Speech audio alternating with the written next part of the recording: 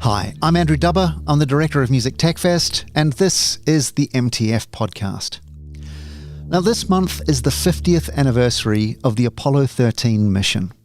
That's the one where well-known coronavirus survivor actor Tom Hanks played well-known spaceship mechanical failure survivor astronaut Jim Lovell. And I can thoroughly recommend you spending some time on previous MTF podcast guest Ben Feist's ApolloInRealTime.org to follow along in that mission. It's not only fascinating, it's both incredibly educational and potentially time-consuming if, for instance, you have children at home with you right now.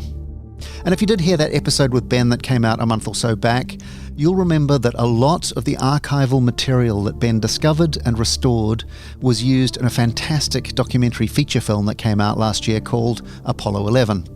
Now, there were many brilliant things about that film, 99% on Rotten Tomatoes and a 5-star Guardian review, but particularly if you're interested in music tech, one of those things is the synthesizer soundtrack. To create that music, composer Matt Morton used only synthesizers that were available at the time of the first moon landing, which, if you'll recall, was 1969, which means that his home studio contains floor-to-ceiling modular Moog racks. It's an impressive thing to behold, and you can marvel at it on his website, mattmortonmusic.com. And well, as you might expect, Matt is someone who can talk enthusiastically about vintage music gear, which sort of makes him an ideal guest for this podcast. So I was delighted to indulge the enthusiasms of composer and gearhead Matt Morton. If you share those enthusiasms in any way, as I do, you're going to love this conversation. Here's Matt Morton. Enjoy. Matt Morton, thanks so much for joining us for the MTF podcast today. Oh, thanks for inviting me. You're very welcome. Now, obviously, I have to start with the Apollo 11 soundtrack, which is just an astonishing piece of work. But the thing that's most astonishing about it, I guess, is what it looks like behind the scenes with you making it, because that's some pretty impressive kit.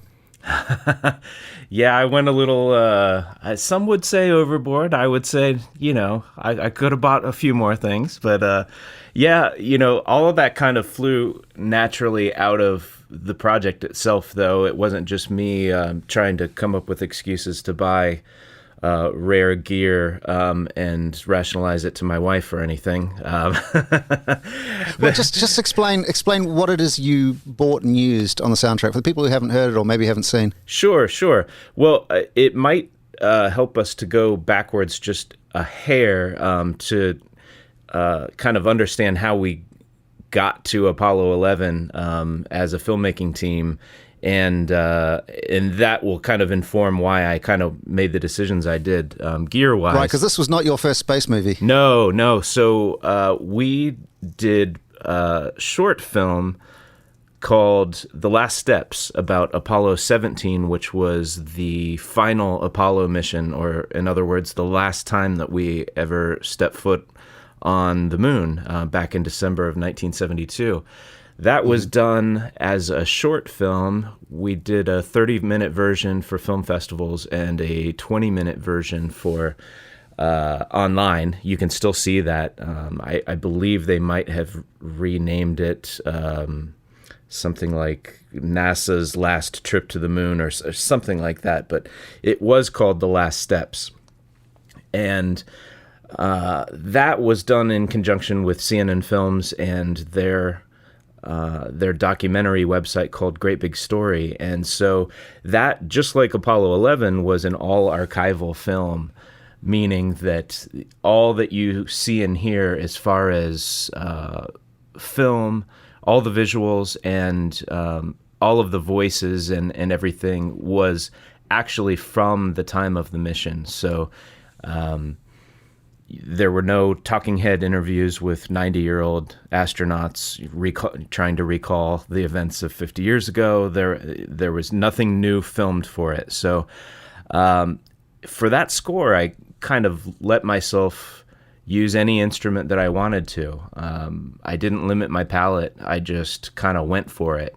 Kind of anything in the studio that I wanted to use was fair game. And so a lot of the sounds that made its way onto that score were fairly modern sounding. And there's kind of a cool juxtaposition between the modern approach of the score and the sound of the score because of the instruments and effects that I used and the completely period visuals that you see. And there's a cool side to that, but there was also this nagging question in my mind as I was kind of watching it on the big screen at a film festival. I was like, it would be really cool if maybe I might have, done an approach where any of the sounds that you're hearing from the score, only could have been made, what if I would have only made it using instruments and effects of the time, so that literally it was, nothing would potentially knock you out of that sense of being there and feeling like you're seeing and hearing the past. So the viewership on The Last Steps was really good. I think, the online version was 20 minutes and our average viewership was like 19 and a half minutes, which means that almost everybody watched the entire thing if they clicked on it, which is pretty amazing in this day and age of short attention spans. So yeah, absolutely. So we got the nod then from CNN to do the 50th anniversary of Apollo 11 was coming up, and they wanted to do something similar. So essentially they were like, hey, you guys have already kind of proved this concept with your 30-minute version. Just triple the length and switch from Apollo 17 to Apollo 11, and, let's see what we can do. So that's what we did. And so I did get my chance to try and do a score using only period instruments. So there's the answer to your question, is that I kept myself to a limited palette. I only used instruments that could have been used by a composer in 1969. Now, granted, he would have had to have a pretty big budget in order to have the stuff that I used, but primarily I focused, I used the orchestra because, of course, the orchestra has been around for hundreds of years. But I also used a Hammond organ. I used a Mellotron, which is an early form of sampler. What's the tape loops, right? Yeah, it's a keyboard instrument with I think 36 keys or around there.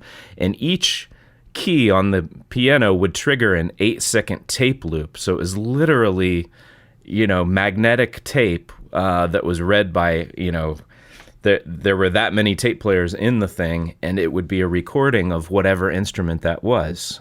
So if it was flutes, they literally recorded a flute player playing every single note on the keyboard for 8 seconds. And then at the end of the 8 seconds, then it was at the end of the loop and it would rewind. So if you were still holding that key down, it would just go dead. So, right. The Beatles used that famously. They used the flutes in the intro of Strawberry Fields. Yep. Yeah. Stairway to Heaven has the flutes on it as well. The strings and cellos and vocals are all over 60s, 70s. The choir, that kind of eerie choir has been used by Radiohead and etc. So I used one of those. I used a Hammond organ and a Leslie speaker. I used old valve guitar amplifiers and basses and guitars and stuff. But primarily, I focused in on, I was like, what's the main voice of this score going to be? And I had already dabbled with these a little bit on the previous score, but I was trying to think the Apollo mission was the cutting edge of science and technology in the late 1960s. And a lot of people who study these things have kind of acknowledged it as having fast-forwarded the normal pace of technological advancement by, 10 to 20 years. You pour that much money, so it was 3% of our GDP or something like that. Now it's 0.3% is NASA's budget. So you pour a ton of money into it, and you get 400,000 people working on it.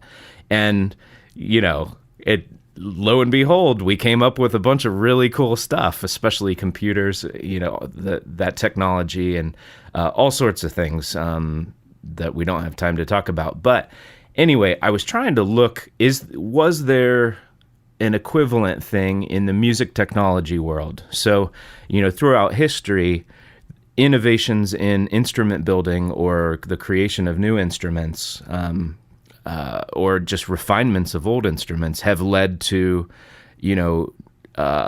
new music being created because composers and songwriters and stuff, they're like, ooh, look at this new gadget. Oh, it's, we don't just have to, like you look at the horn or the French horn. Originally, that didn't have any valves on it, so you had to write music using the overtone series, meaning that you couldn't just pick any key, and if you did pick a certain key, you had to stick to certain notes that would occur naturally with the instrument. But then same thing with the trumpet and whatnot. So once they added valves to those instruments, then they could play chromatically, meaning that all 12 notes of music could be used, not just the ones that were in that particular key. And so then composers could write, a little bit outside the lines and, get a little bit more sophisticated with their writing. Same thing with the piano. The full name of the piano is the piano e forte, meaning that it can play soft and loud, not just one volume like the harpsichord or other keyboard, the organ. The organ, I guess you could vary a little bit, but typically, the main keyboard instrument used with orchestras was the harpsichord, and it could only play right, at one. That just plucks. Yeah, right. So you had no dynamic control over your performance. So once the piano came out, now keyboard players can put a lot more nuance and emotion into their performance. Anyway, I'm not trying to teach a seminar on this or anything, but no, but it's good informational background. Yeah. So the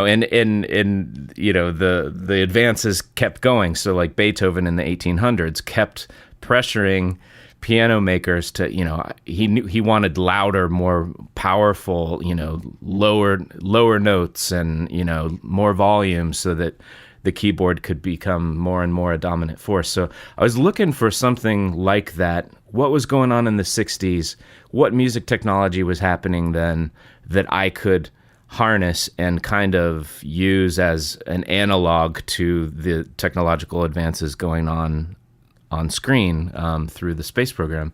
And there was a lot of things that I could have chosen from. I mean, I could have gone the electric guitar route because, there was tons of innovations in amplifiers and effects and, the wah-wah pedal and the Univibe and also approaches to playing. Yeah, exactly. You've got people like Hendrix taking, some of the, Chicago blues and Robert Johnson and older styles of blues and just like, basically adding acid and making it into a Technicolor like explosion.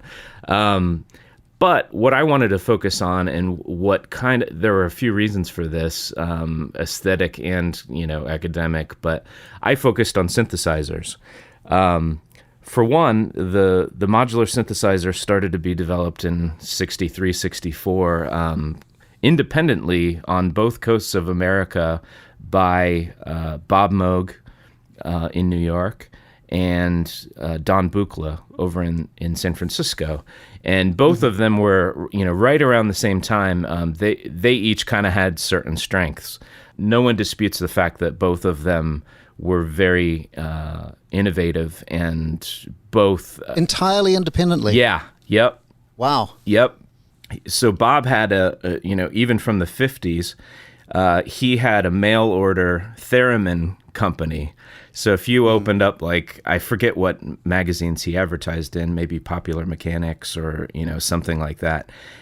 You would see, if you went to the back of the magazine, you'd see a little mail away thing, send $20 to this post office box to R.A. Moog Inc., and Herb Deutsch, who was a music teacher on Long Island, sent away for one of these theremin kits and built it and was messing with it and loved it and was teaching his kids about electronic music. And the two of them ended up at, I believe it was the New York State Music Educators Conference or something like that, where there was a gymnasium full of people who were selling different types of orchestral instruments or band instruments. And, here's Bob Moog with his theremin kits, and Herb Deutsch is a music educator in that state and comes into this room, and literally no one's in the room except for Bob Moog and Herb Deutsch. And he goes over and sees what's on the table. He's like, I bought one of those from you. And so they start talking, Herb also, and he's still alive, Bob has passed, but Herb was really into electronic music, and he was kind of hip to some of the avant-garde music that was happening in New York City. And he was like, there's a lot of exciting stuff going on. Like, could you build me a module that does this or does that? Up until that point, electronic music was pretty much all musique concrète, which was all done with tape recorders, kind of like the BBC Radiophonic Workshop. Yeah, like Delia Derbyshire and all those guys, the Doctor Who theme in 1963. And so, in order to get electronic tones, they either had to, record like the sound of a lampshade or something and then speed up or slow down the tape player to get different pitches, or they would use a laboratory oscillator, which at that time was, they were crazy expensive and they weren't voltage controlled, meaning that you had to turn a dial to get different sounds. So if they knew that they needed, they almost had to write the piece in their head or on paper before they set out to do this, because they would need to know what notes they needed for their composition and then do the math to figure out what frequencies to set the oscillator at. Then they would record those notes onto tape, and then in order to get a sequence of notes, you'd have to literally get a razor blade out and cut the tape. And after you pick the tempo, you would know, okay, based on my tape recorder being 7.5 inches per second, a quarter note equals exactly, at this tempo, it equals 3.7 seconds or something, which equates to how many inches of tape. So like if I want a quarter note of middle C, then I know I have to cut this tape to 2.47 inches or something. It's like, we're sort of spoiled with digital multitracks. Yeah. I mean, I know I'm going down the rabbit hole, but like basically it was very meticulous work to do something like the Doctor Who theme song. I believe that Delia did not write that, but her job was to realize that using electronic music and musique concrète. So that took her weeks, and it really puts in perspective the sort of the scale of what was required in order to put something like that together. Exactly. So it was exactly this tidiousness that was motivating Bob and Don to speed the process up. For people who didn't want to make music live using a rock band or an orchestra or whatever, the people that were really pushing the boundaries of electronic music were hoping to find ways to speed up the musique concrète or just the avant-garde music production process. So that's where like the voltage control idea came about, where you could use voltage being sent from either a keyboard or anything, an oscillator or a sequencer or anything, to control the oscillator to change its pitch quickly. So you didn't have to cut up a bunch of tape. You could kind of do these compositions in real time. So anyway, play live. And play live, yeah. So Herb and Bob, and also like actually a bunch of other musicians, Wendy Carlos, Vladimir Usichevsky. Various people had different ideas for like an envelope generator, which would control the contour of, the attack, the decay, the sustain, and the release of a note. When you hit a key, how quickly does the note come on? And then how quickly does it fade away and stuff like that.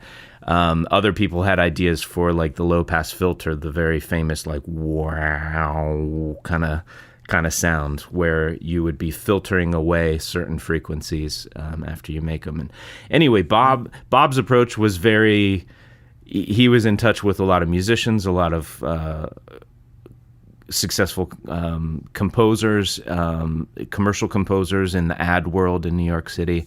And so his designs tended to be a little bit more musical, traditionally wise, meaning it adhered kind of to the traditional Western 12-note scale.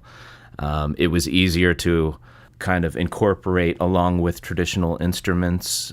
You could make it stick to normal scales. Whereas Don Buchla was like, he was out there, making this thing, and he was like, why are we making new instruments to make old music? So like, when Switched on Bach came out, which used a Moog synthesizer to play old Bach music, that was in October of 1968. That was Wendy Carlos. It was a gigantic sensation. It won a huge hit. Yeah, huge. Blew up the synthesizer into the mainstream awareness, and a lot of music. It really divided all of the synth lovers because there were a bunch of people like Morton Subotnick and Don Buchla and Suzanne Chani and all of the folks who were trying to make a new music with the new instruments and weren't using the 12-tone Western scale or traditional music scales or anything, and for them it was like, oh my gosh, now everyone's going to use this synthesizer to just play the same old music that we've been playing for hundreds of years. So, but it's just going to sound squelchier. Yeah. Well, I like both worlds. I really do. There are things that Bob's machines do really well, and there are things that Don's machines do really well. Because I was going to to answer the original question, I found the synthesizer to be sort of that analog of the advances that were going on in NASA. And, just like NASA's advances in technology, that kind of what they came up with ended up having far-reaching applications that they could have never dreamed of. It was almost like, they came up with these ideas that were, the effect on the future was like a cone-shaped dispersion pattern just reaching out, left and right hugely. Same thing happened with the synthesizer because, you got the bleepy bloopy West Coast synthesis stuff that kind of forged ahead and made sounds that no one had ever heard or dreamed of. And then you had the synthesizer, the more traditional applications of it, going through Wendy Carlos and Keith Emerson with Emerson, Lake and Palmer, and Tangerine Dream and Kraftwerk and all of the guys that tended to use it a little bit more within the framework of traditional music a little bit more. And then you've got all of the sound effects being used on commercials and movies and whatnot. So it really blew up. Plus, the synthesizer also enables, things like dance music to happen. You think of like Giorgio Moroder, some of the disco era sounds, that repetitive, cycling of a sequencer, the same 8 notes over and over and over again. It's propulsive, and it sort of gave birth to new genres of music. It was still creating stuff in the late 80s, early 90s with acid house and stuff like that, and all the dance music that's still going on. I mean, it's pervasive in all of music now. But back then it wasn't. And so it was kind of, the synthesizer was having its big bang in the late 60s, just like all of the technological advances were at NASA. So, well, that's a good cosmological way of explaining it. The Big Bang of synthesizers, and it parallels really nicely this idea of sort of mapping it onto a period space film. Tell me about the 3C specifically, because that wasn't an original that you got your hands on, was it? Right, yeah. So there, in the 60s, a Moog synthesizer. To get one like I have, which, like you said, it's the Moog Synthesizer 3C. It's a modular synthesizer, but it was a pre-configured set of modules. So in the early days, you could order as many or as few of any of the kinds of modules that you wanted. So for people who aren't familiar with what a modular synthesizer is, if you could picture like a 1920s or 30s telephone operator with their little headset on, and someone calls them and says, please connect me with Klondike 57329 or something. And so they're like, okay, hold please. And they get out a patch cord and they literally patch the call that they're on into another part of their little electronic circuit board. And that literally, in an analog sense, connects that call with the network that they need to get to call the person that they want to. A modular synthesizer is just like that. You've got different modules that are mounted into this enclosure. So you've got basically wooden boxes with a bunch of electronics on the front. It's very inspired. The design inspiration actually came from a lot of like World War II type stuff with, you've like got radio transmitters and that sort of thing. Yep, exactly. So yeah, if you picture like a battleship with, the radar going and like little dials and switches and stuff, that it basically looks like that. But each module has a different job. And if you don't connect them together, it makes no sound at all. You need to connect the oscillator, which is the sound source, and any synthesizer has a bunch of oscillators. You patch those all into a mixer, which gives you the ability to kind of balance the different ingredients, sound ingredients. Then you patch all of that up into the filter, which can take away frequencies that you don't need, which is it's called subtractive synthesis. You start with a very rich sound, and then you take away what you don't need, and that leaves you the sound that you then hear. Then from the filter to a VCA, which is basically like it's kind of like an organ. It only lets notes through the gate when you press the key on the keyboard. And then you've got the envelope generator that gives shape to the notes, and then you've got a mixer then that runs into your recorder and whatnot. So the 3C, in the early days you could configure your system any way you wanted to, but they started to see that everyone tended to like certain combinations of modules. So I believe it was 1967, they started selling prefabricated modular synthesizers, the 1, the 2, and the 3, and the 3 was the biggest one. The C stands for wooden cabinet.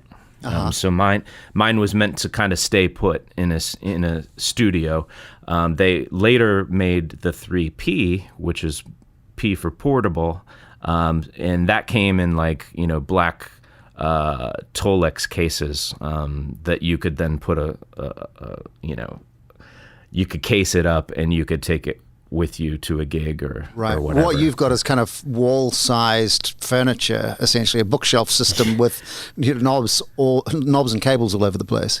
Yes. If you've ever seen a picture of Keith Emerson playing the Moog modular synthesizer with Emerson, Lake and Palmer, where it's just this huge wall of electronics with all these patch cords looking like,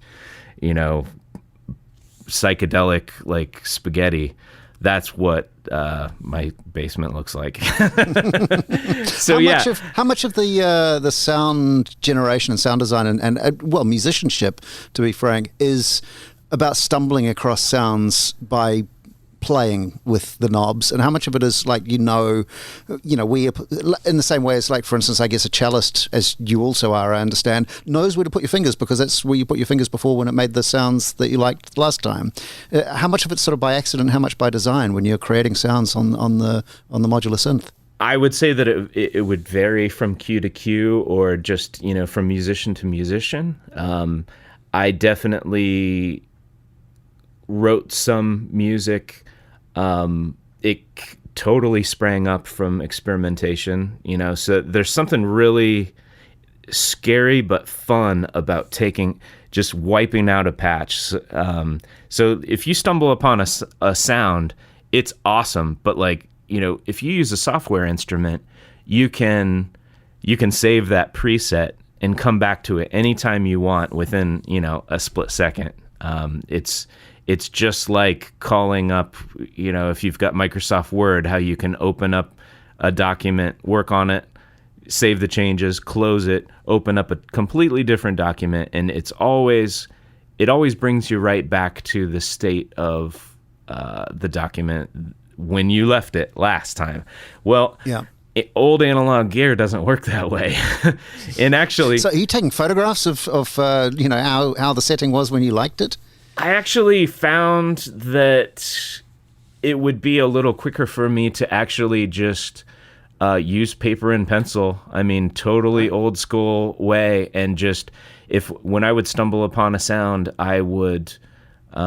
it was typically for a certain scene or for a certain piece of music. And before I would wipe out the patch, I would just meticulously document it. And sometimes it would take 2 or 3 pages, because you not only have to document, how the signal is routed and how all the voltage modulation sources were routed, but you also then, all the modules have, switches and knobs and dials and stuff that are at certain,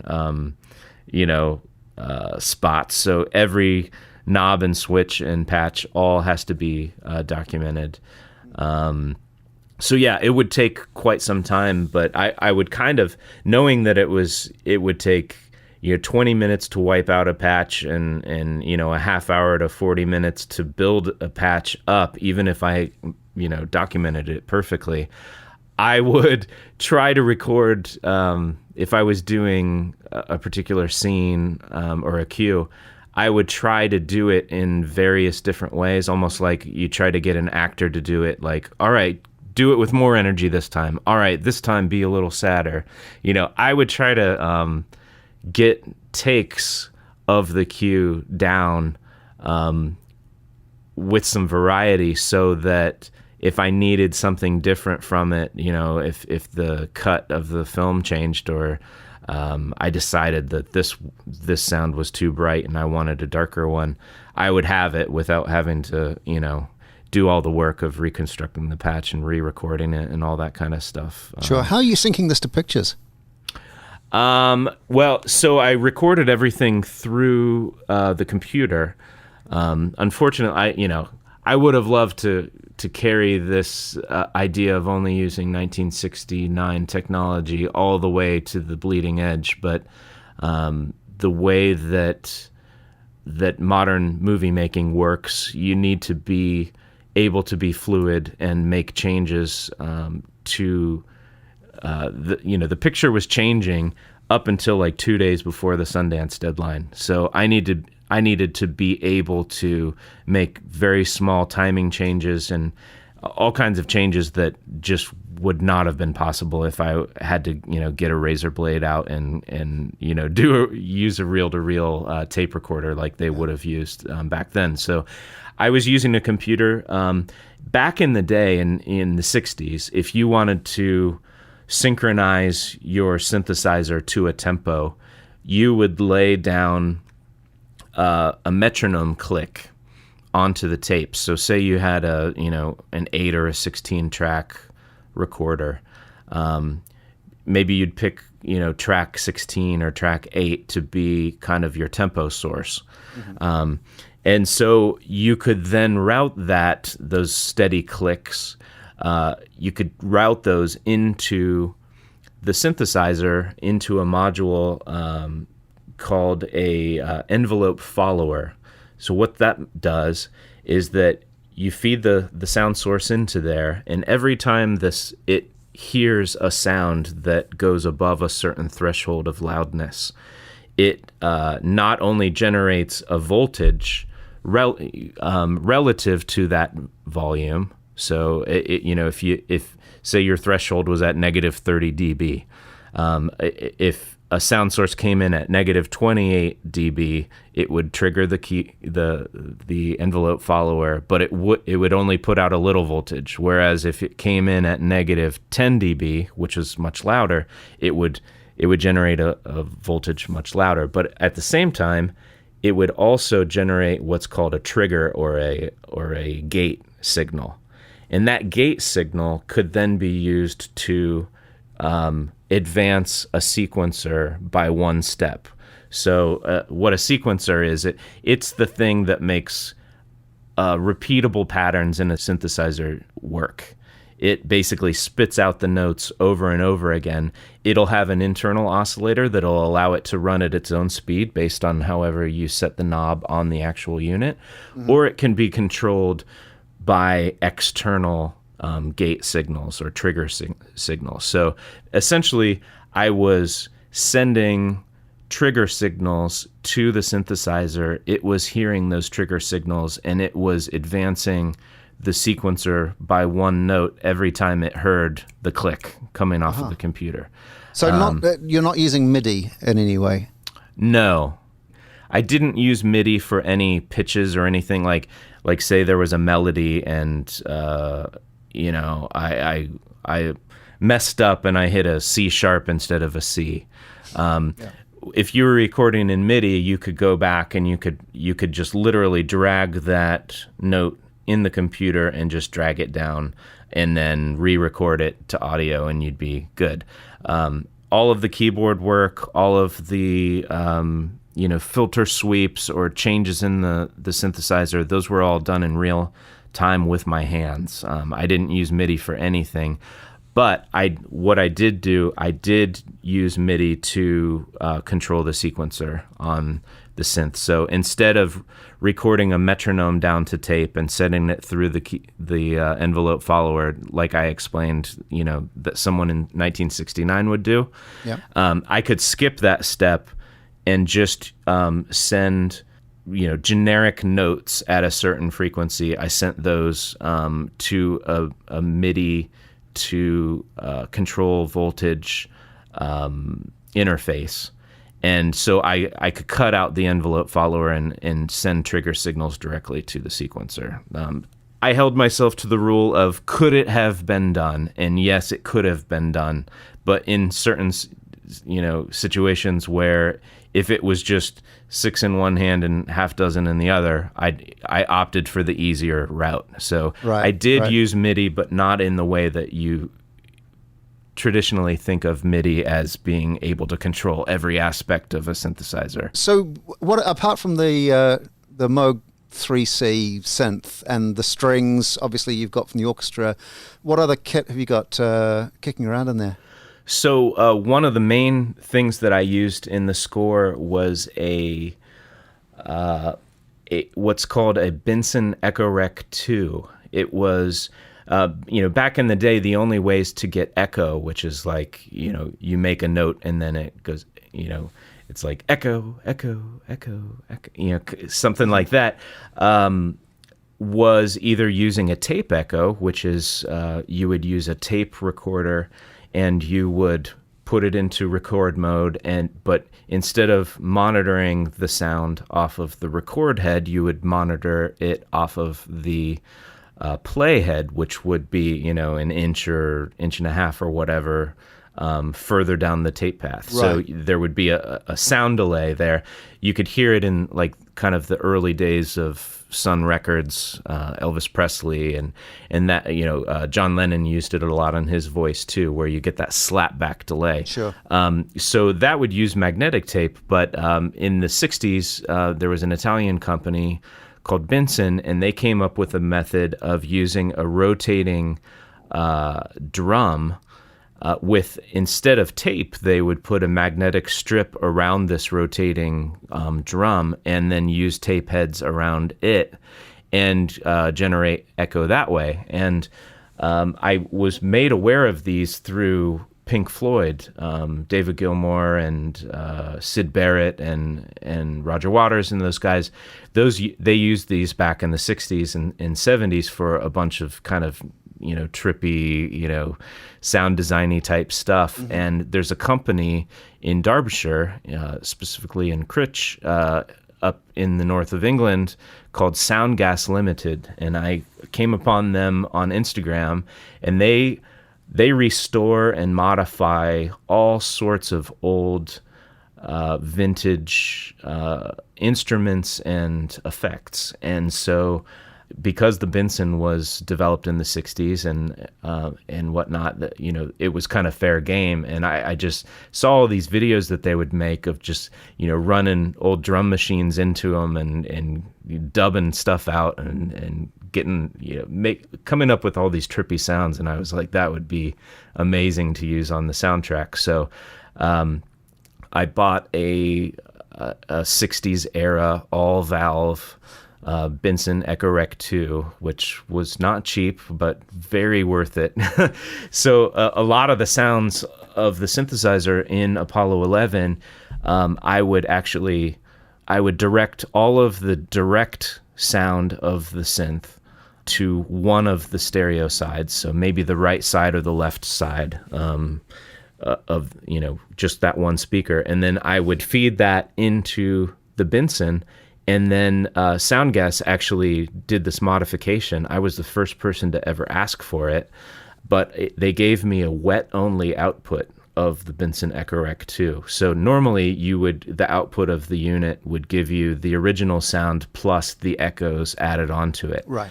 But you could only turn up the echoes so loud, so you could never have it be louder than the original source, for example. And I was like, I'll have more control with it in the mix if I could just get the echo on its own. So they did that for me, and I ended up really having a lot of fun during the experimentation process of using that wet only output and panning it opposite of the original dry signal. So if you would hear a note, you would hear it on the right side, and then it would ping pong over to the left side right as the new sound was appearing on the right. So you'd get these harmonies going. Instead of just hearing 8 notes in a row, you'd hear the note 1 on its own, then you'd hear the echo of note 1 and the new note 2 on opposite sides. Then you'd hear 2 and 3, then you'd hear 3 and 4, et cetera, et cetera. So I was able to, I used that throughout the whole score. And I guess you're adjusting the speed of the rotation of the cylinder in order to get them to match up. Yeah. The other thing that they did, which was not available on the original Benson Echo Rec units, was they did a vari-speed modification, meaning that on the Benson you have, an erase head and a record head, and then you've got 4 to 6 different, playback heads. And those playback heads, the positioning of them and the distance from the record head gives you the delay time. Right. So that delay time would kind of lock you into certain tempos that would work in musical ways. Say you wanted an 1/8 note delay or quarter note delay or something, you could only pick tempos that were mathematically, related to that speed or whatever. So what they are doing and still do is they will take out the old motor that only worked at one speed, and they'll put in a variable speed motor and add a knob on the side. And what that allows you to do is to match the delay speed of the Benson to any tempo. So, right. So yeah, I use that a ton, and it's a huge part of the score. And it's not like they couldn't have done that in the 60s. It's just that they didn't. Right. Exactly right. Gotcha. I have to say, when I watched the film, and I assume this is the same in cinema, I didn't get to see it in cinemas, but I did get to see it on a big system, on a big screen, and it's an incredibly impressive sounding piece of music as well. I mean, the presence of it, the bass of it, the sort of the fullness and richness, the layers of sound, all that sort of thing. Is that something that is maybe a little bit more 21st century in terms of the production qualities that were going on? Yeah, probably. I mean, I probably had more tracks at my disposal than most people would have. I didn't go overboard in most situations. If you look at the fact that albums like Sgt. Pepper's Lonely Hearts Club Band in '67, when that came out, it blew everyone's minds because at that point, all there was technology-wise were 4 tracks. I think in America we were a little more advanced than EMI was, in London at Abbey Road. And the Beatles were constantly on their case about like, come on, like Motown's got an 8-track or, Yeah. Gold Star has a 16-track or wherever.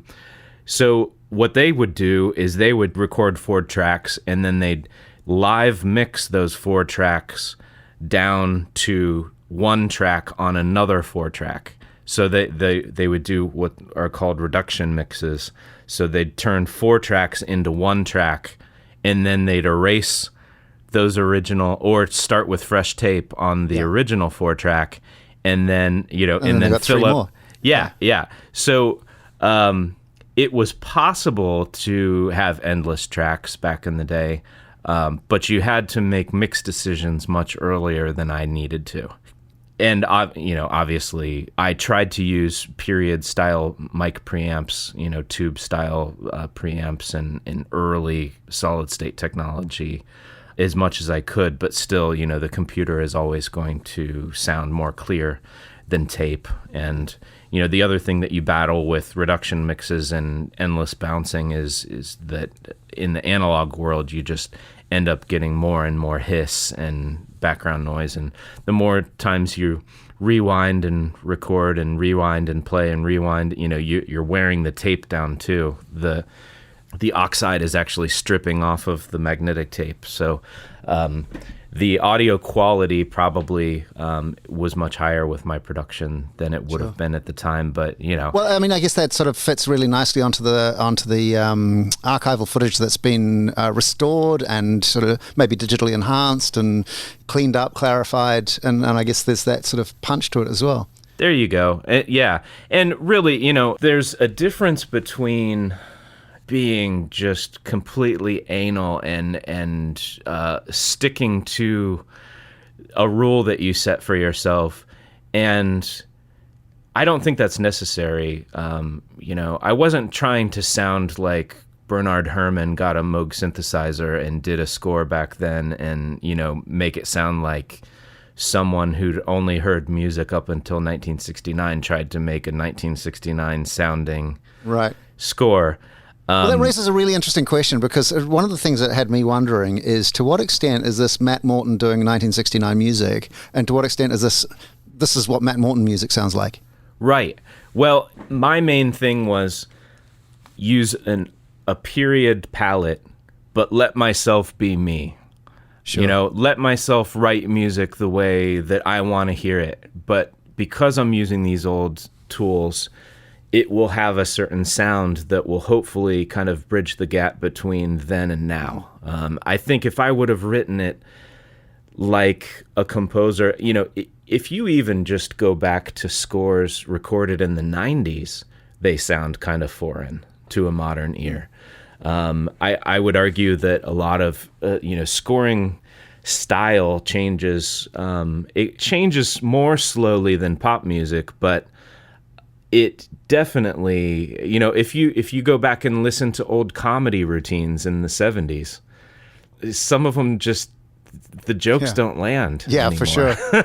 If you go back and you listen to old scores, a lot of times they sound kind of cheesy or a little bit just too on the nose. Yeah, although having said that, like 1968, I think it was, Planet of the Apes was a sort of legendarily avant-garde soundtrack. Yeah. And people were really pushing the boat out on what music should sound like for films. Yep. At the exact time you were sort of aiming for. How much of that sort of factored into what you were doing? Well, I certainly listened to...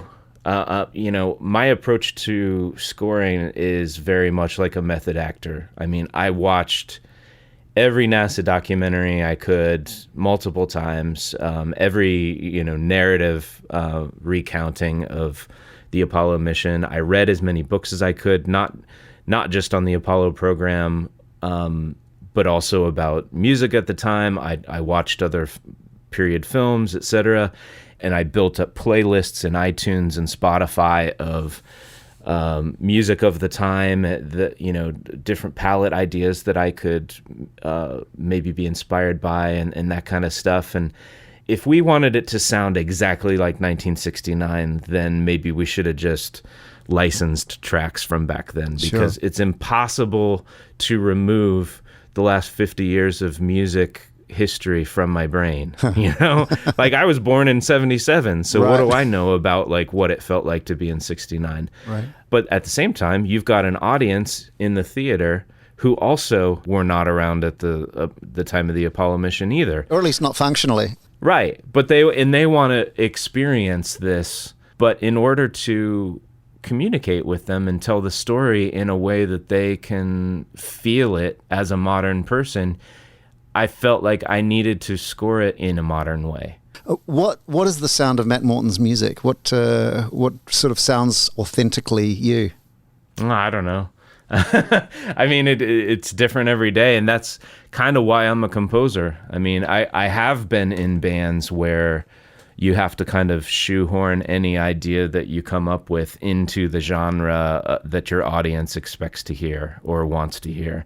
Mm-hmm. Being in a rock band, if you come up with an idea for like, an electronic music track or a string quartet or something like that, you either file it away for another day, or you figure out a way to kind of transpose that into the genre that your band is coming out with. I mean, there are a few artists like David Bowie or Beck or Madonna or, people like that who are chameleons. But most bands or artists tend to have to stick in their wheelhouse a little bit. If Jay-Z came out with an opera next week, I don't know that his fan base would, go along with him. But when you're a composer, you get hired one day to do a hospital commercial using piano and strings. The next day, you have to score a rocket launch and make it sound, super mean or big or gigantic. Then the next day, you're doing a bluegrass tune or something like that. And I love that. Because I listen to and love all those types of music. I don't do all of them equally well, but I really enjoy the variety. And so because I love all kinds of music and love all kinds of instruments, and if you saw my studio, it's just full of everything. It's like, sometimes you see the box of Crayola crayons and it's like 8 colors or 16, and like I've got the pack of like 5,000. And so when I'm working on any certain project, I've learned that you can't just like let yourself use anything. I find that I can get more creative, come up with better ideas, and work faster if I limit my palette, limit the time that I spend on it. And kind of ironically, the smaller the corner that you paint yourself into, the more free you are to kind of be creative and come up with innovative solutions that you wouldn't normally if you could just use kind of anything under the sun. So sure. I'd say that my music started when I was 9 as a guitar player and bass player, and I definitely come from like a rock pop area, the Beatles, Jimi Hendrix, Bob Marley, all the music of the 60s, 70s, 80s, all of those tones are just kind of in my head in a blender. And, like the Beatles, their use of the orchestra definitely opened my eyes to the fact of like, you don't just have to be a rock musician. You could take a song that you wrote on guitar and turn it into a double string quartet, like Eleanor Rigby. I take stuff I write on the ukulele and turn it into orchestra or Moog or whatever.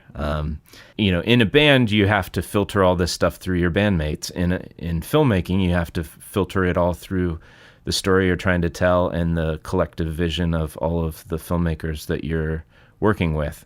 And I dig that too, because, you know, the ideas that other people have and the length of the scene and the overall visual approach and artistic approach of the film also paints me into a smaller and smaller corner. And so it's like I like those creative restrictions, and kind of it's like when you're in school and you want to write an essay, like you have to write a 10-page paper or something. Well, you can't make a 10-page paper about wine. It's too vast of a subject. It'll give you paralysis and you won't know where to start. But the more and more you drill down to a specific thing, then it opens the floodgates and you can just gush out the information that you have. So you could write a 10-page paper on organic winemaking in the Sonoma Valley, you know, after 2010, and after, you know, the effects of, you know, this or that amendment to the National Organic Standards or something like that, you know. The more you narrow down and focus, the more you can say things that are, I guess, universal. Yeah, and it takes out that, like, paralysis by analysis thing where it's like, okay, if I've only got these 8 colors, then you're a lot quicker to flow through your ideas. So much music gets the life edited out of it. I try very hard. I'm very detail oriented, and so I have to be very careful to try to not let myself, you know, quantize everything, or, you know, meaning line it all up on the grid exactly mathematically where the notes should lie. Right. 'Cause if you listen to real musicians, they don't. When a track is really grooving, you listen to a really good funk band, they are not quantized. They are not on the grid. They are dragging that beat at various different levels. In fact, like, after years in being in bands, I was at this party, and it was right when Guitar Hero was coming out, the video game where you kind of like match the notes on the little 5-button guitar controller. Yeah, and accuracy is everything, right? Yeah. Accuracy is everything, and it wants you to be like robotically on the beat. And so I was, you know, I knew how to play the songs on a real guitar, because I've been teaching guitar for almost 20 years and playing since 1986. Right, and but you swing, so you didn't. So do I was well. swinging, and I was behind the beat, and I was like. I was getting destroyed by non-musicians who just knew how to manipulate the controller and what the game wanted from you, you know, timing wise. So what's next for you? You've, I mean, obviously Apollo 11 was massively successful, and you know, hugely acclaimed. Where do you go next from there? Well, I did a short film for ESPN in Top Rank Boxing with Peter Berg last fall. It was called Heavy, which was Fury versus Shorts. So Fury, the heavyweight champion boxer, had a match, and basically Peter Berg saw Apollo 11, and he was thinking, I think one of the things I tried to do with the score was try to underline the danger that the astronauts were under, and basically just how difficult the task was. Because nowadays it's like people don't understand how it wasn't a sure thing that they were even going to survive. I mean, now we grew up our whole lives knowing that we walked on the moon and Apollo 11 was successful, and who cares? Yawn, move on to the next thing. But back in the day, I mean, they had a 1 in 4 chance of dying. Like, if you hand me 4 face-down playing cards and tell me that 1 out of the 4 means that you're going to put a gun to my head and kill me, I don't like that game very much. Yeah, but those guys knowingly did that. Wow. So I tried to put that in the music. He saw that, and he actually, so he's a director famous for Lone Survivor, Friday Night Lights, all of Mark Wahlberg's last 5 or 6 films. But he also owns a boxing gym. He loves it. It's kind of his life. So he saw that, and he was seeing in the headlines that tons of boxers were dying from swelling in their brains, you know, a couple of days after a match. that, they walked out of the ring and then died in a hospital bed a couple days later. So he was like, that music and that vibe of Apollo 11 kind of works. It would be cool to do a verite boxing short film and have it give it the sense of danger and the electronic sound of heavy peril. Yeah. So we did that last fall, and I actually just this week got the green light. We closed a deal on an upcoming thing for broadcast, but I'm not allowed to talk about it yet. But something very exciting is coming up. So more spaceships? No, not spaceships, but definitely people living on the edge and trying things that have never been done. And it's also back 40, 50 years ago era. Right. So human conquest and exploration. Yeah. So I'm really excited about that. I wish I could share more, but that's one of the bummers about being a composer is, if you're in a band, right away while you're playing the song, if the song is being, received well by the audience. And sure.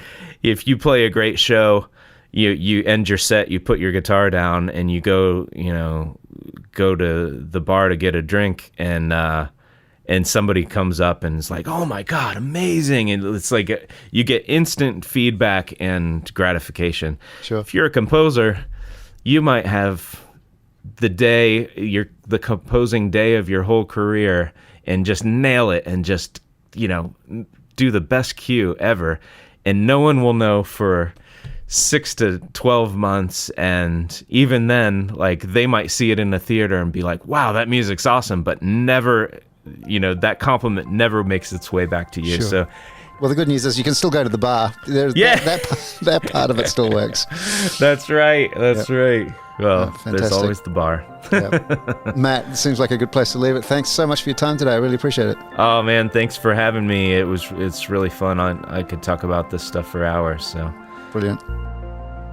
That's film score composer Matt Morton, and that's the MTF podcast. You can find Matt and a lot more about his music and his vintage synthesizer gear at mattmortonmusic.com. I'm Andrew Dubber. If you want to follow me on Twitter, you can find me at Dubber, and MTF is at Music Tech Fest, all one word. The MTF podcast's out every Friday, so if you haven't already, you can subscribe on Apple Podcasts, Overcast, Spotify, or whatever your favorite podcast app might be. And if you do like what you hear, you can share, rate, and review us. It really helps other people who might be into this sort of thing to find us. Go wash your hands, be safe, be healthy, have a great week, and we will talk soon. Cheers.